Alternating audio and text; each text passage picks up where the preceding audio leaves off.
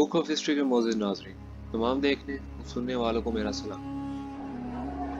हमारे मौजूद नाज़रीन, आज की तालीम में और कुछ सौ साल पहले की तालीम में या उससे भी कुछ हज़ार साल पहले की तालीम में खासा फ़र्क है। आज के सब्जेक्ट्स मज़ामीन और पहले के मज़ामीन में बहुत ज़्यादा फ़र्क है। जैसे आज के मज़ामीन में फ़लसफ़ा और मंतक और इस तरह के तालीमात नहीं पढ़ाई जाती, जबकि पहले सिर्फ यही इल्म समझा जाता था। और इल्म फ़लसफ़ा के हवाले से दुनिया में सबसे ज़्यादा नाम कमाने वाले और फ़लसफ़े को शोराए फ़ाक करने वाले तीन, जिनमें से एक का जिक्र हम आज करेंगे, जिसका नाम अरस्तू है। हमारे मौजूद नाज़रीन, अरस्तू कदीम ज़माने का अजीम तरीन फ़लसफ़ी और साइंसदान था। इसने बाज़ाब्ता मंतक के मुतालिया का आगाज़ किया, फ़लसफ़ा की करीब हर शाख में खातिर ख्वाह काम किया और साइंस में मुतअद्दिद इज़ाफ़े किए। आज अरस्तू के मुतअद्दिद नज़रियात मुख्तलिफ़ ज़ुबानों में दुनिया में छापे जा चुके हैं, ताहम इसके इनफरादी नज़रियात से कहीं ज़्यादा अहम इसकी तकरीरों में और इसकी तहरीरों में मौजूद एक अक़ली रवैया है। अरस्तू की तहरीरों में ये रवैया मबैन है कि इंसानी ज़िंदगी और मुआशरे का हर पहलू तफक्कुर और तज्ज़िया का मौजू बन सकता है। इस नज़रिया के बरअक्स के कायनात का इंतज़ाम किसी एक अंधे इत्तफ़ाक़ या किसी जादू या किसी मतलून मिजाज इल्हामी हस्तियों की तहत चल रहा है। अरस्तू का ये रवैया अक़ली कवानीन के तहत पनपता है, यानी ये ख्याल कि इंसान के लिए यही बेहतर है कि वो तबई दुनिया के हर पहलू की एक बाज़ाब्ता तहकीक करे। इससे इस रवायत ने फ़रोग़ पाया कि हमें अपने नताइज अख़ज़ करने के लिए तजुर्बाती मुशाहिदात और मंतकी तौजीहात दोनों को बरूए कार लाना चाहिए। इन्हीं रवैयों के मजमूए ने जो रवायत पसंदी, शरीयत पसंदी और ओहाम परस्ती के बरअक्स है, मगरबी तहज़ीब पर कई नकूश मुरतब किए। मुअज़्ज़िज़ नाज़रीन, अरस्तू की पैदाइश मकदूनिया के एक कस्बा स्टागिरा में 384 क़ब्ल मसीह में हुई।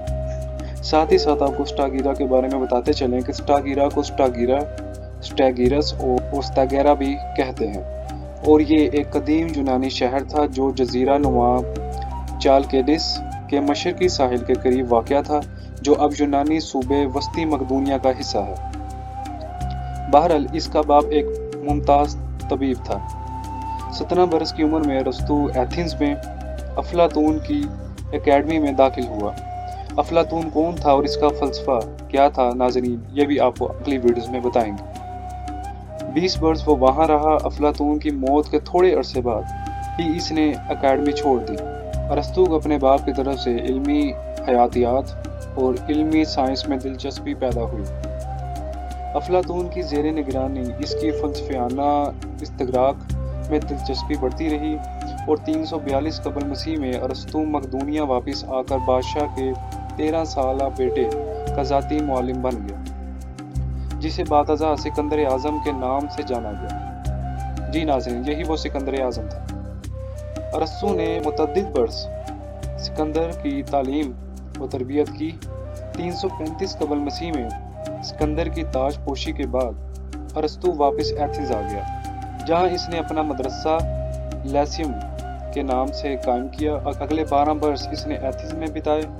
अरस्तू का ये फ़रोग़ सिकंदर की अस्करी फतूहात के सिलसिले में मेल नहीं खाता। सिकंदर ने अपने साबका मुअल्लिम से इस ज़मन में कोई मशवरा नहीं लिया, लेकिन वो इसकी इल्मी तहकीकात के लिए फ़राग़ दिली से माली इमदाद फ़राहम करता भी रहा। ग़ालिबन ये तारीख़ में पहली बार ऐसी मिसाल कायम की गई कि एक साइंसदान को अपनी तहकीकात के लिए इस कदर बड़ी मिक़दार में हुकूमती इमदाद मुयस्सर आई। इससे पहले ये कभी ऐसा मुमकिन न था, जबकि अगली कई सदियों में भी इसकी कोई मिसाल मौजूद नहीं थी। ताहम सिकंदर से इसके रवाबित में कुछ कबाहत भी थी। सिकंदर के आमराना अंदाज में हुकूमत के बाइस अरस्तू की मुखालफत भी हुई, और जब फातेह ने अरस्तू के भांजे को गद्दारी के इल्ज़ाम में गर्दन ज़द किया, तो दरअसल ये अरस्तू के खिलाफ ही एक रद्द अमल था। 323 क़ब्ल मसीह में सिकंदर की मौत के बाद मकदूनिया दुश्मन अनासिर ने एथेंस में इक़्तिदार हासिल कर लिया और कब्ज़ा किया। अरस्तू पर इल्हाद का इल्ज़ाम लगाया गया। नाज़रीन, 76 बरस पहले होने वाले सुकरात के अंजाम के पेश नज़र सुकरात कौन था और इसने जहर का प्याला क्यों पिया था, ये भी हम आपको अगली वीडियो में बताएंगे।